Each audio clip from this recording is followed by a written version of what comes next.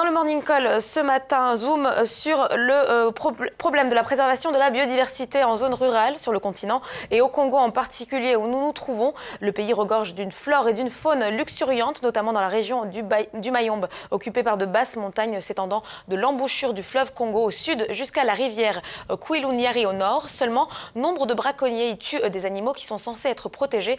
Nous parlons donc ce matin de la nécessité de cette conservation, de la conservation de cet environnement, ainsi que de ses bienfaits avec Guillaume Tati, directeur d'ESI Congo. Bonjour Guillaume Tati. Bonjour. Et bienvenue dans le programme. Merci beaucoup. Alors, good morning. Welcome. Okay. Bienvenue. Comment allez-vous ce matin? Ça va, tranquille. Très bien. Merci. Écoutez, parlez-nous un petit peu de votre activité, de l'activité d'ESI Congo en termes de conservation dans le Mayombe.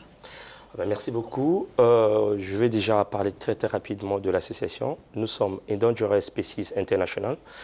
Nous sommes une association qui a été créée en 2009 et qui est de droit congolais. Et nous avons pour objectif de lutter contre la perte de la biodiversité et surtout défendre les espèces dans leur milieu de vie.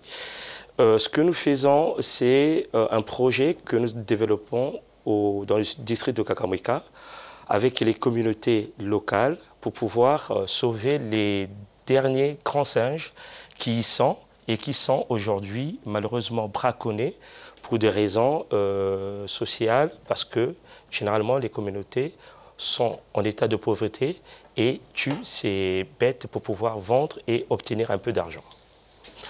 Donc la conservation que nous menons consiste essentiellement à travailler avec les communautés qui vivent aux côtés de ces bêtes pour pouvoir les protéger, notamment par l'information qu'on leur apporte, par la sensibilisation, par l'éducation aussi, puisque nous travaillons avec les enfants dans les écoles pour leur montrer l'importance de pouvoir préserver ces bêtes. Nous développons aussi des activités de recherche parce que le district de Kakamega, c'est vrai, à une grande biodiversité, malheureusement, il n'y a pas assez de connaissances scientifiques pour connaître comment est-ce que ces bêtes-là vivent en forêt, quelles sont les menaces qui pèsent sur elles. Et donc, le travail que nous faisons, c'est mener des actions sur le terrain, notamment en forêt, pour obtenir les informations scientifiques sur ces animaux. Nous avons un troisième axe que nous développons, c'est celui d'appuyer les activités des communautés riveraines pour qu'elles développent elles-mêmes des alternatives au braconnage.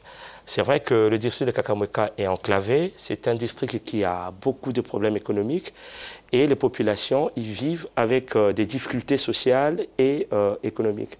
Donc il est important qu'elles développent des activités autres que le braconnage pour augmenter les chances de sauver les grands singes.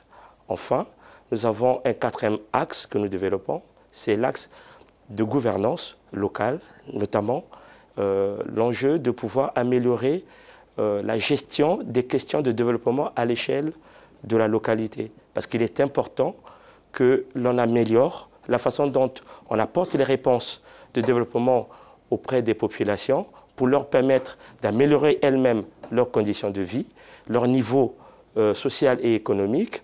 Et de là partira justement un certain détachement entre les populations et les ressources naturelles qui sont en forêt, puisqu'elles sont très attachées à la consommation des ressources naturelles. Alors Guillaume, justement, on va poursuivre parce que c'est vrai que le temps, on est un peu pris par le temps. Et, Just before we go, avant de partir, Guillaume, votre message, c'est que la conservation peut permettre d'accroître le développement local, être bénéfique pour les populations riveraines. Pouvez-vous nous en dire un peu plus? Concrètement, nous employons justement à faire en sorte que la conservation soit bien perçue et soit bénéfique aux communautés. Qu'est-ce que nous faisons? Nous avons par exemple commencé une activité d'écotourisme parce que le district de Kakamega est très riche en ressources naturelles. Il y a des sites fabuleux. Nous avons le lac Ndinga, nous avons le fleuve Kouilou, nous avons les gorilles et les chimpanzés, nous avons les éléphants. Et donc c'est autant d'atouts qu'on peut mettre à la disposition des communautés. Donc l'écotourisme aujourd'hui, nous l'avons commencé il y a 2 ans à peu près, nous a permis de pouvoir constituer un petit fonds de garantie auprès d'une institution de microfinance de la place. Grâce à ce fonds de garantie, il va désormais être possible dans les mois à venir que les communautés puissent obtenir des microcrédits pour pouvoir soutenir la production agricole.